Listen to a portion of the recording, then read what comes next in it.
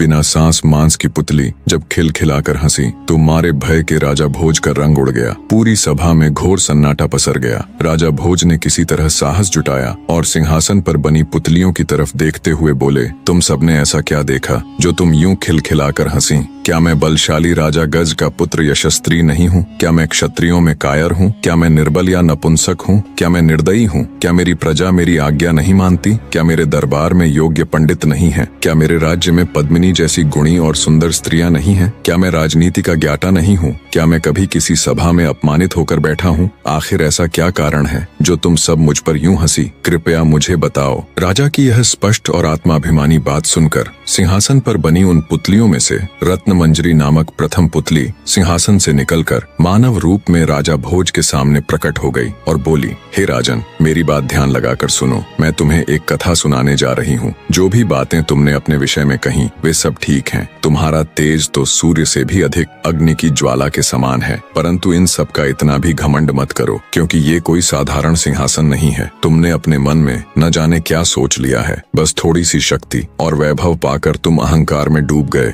और अपने वास्तविक स्तर को भूल बैठे। सिंहासन पर बैठने से पहले तुम ये अच्छे से जान लो कि जिस राजा विक्रमादित्य का यह सिंहासन है, तुम उसके एक बाल के बराबर भी नहीं हो। उसके दरबार में तुम जैसे राजा केवल सामान्य नौकरों के समान ही थे बस। प्रथम पुतली रत्नमंजरी की बात सुन पहले से ही खार खाए राजा भोज का गुस्सा सातवें आसमान पर जा पहुंचा। वे भड़कते हुए बोले, अगर ऐसा है तो फिर मैं इस सिंहासन को अभी नष्ट करवाकर फिर से धरती में गड़वा दूंगा। राजा भोज के इतना कहने पर रत्नमंजरी कुछ कहती, इससे पहले ही सभा में मौजूद राजा भोज के कुल पुरोहित यानी उनके गुरु वर्षाचारी बोले, राजन, आपका यह व्यवहार न्याय से बहुत दूर है। पहले पुतली की बात ध्यान से सुनिए, बाद में जैसी आपकी इच्छा हो फैसला ले लीजिएगा। कुलगुरु की बात सुन राजा भोज कुछ शांत हुए और बोले, ठीक है, मैं भी तो जानूं आखिर सच्चाई क्या है। तब पुतली रत्नमंजरी बोली, मैं क्या कहूँ राजन, यदि केवल इन गुणों को ही मापदंड मान लिया जाए तो तुम जलकर भस्म हो जाओगे। जब तुम विक्रमादित्य की संपूर्ण कथा सुनोगे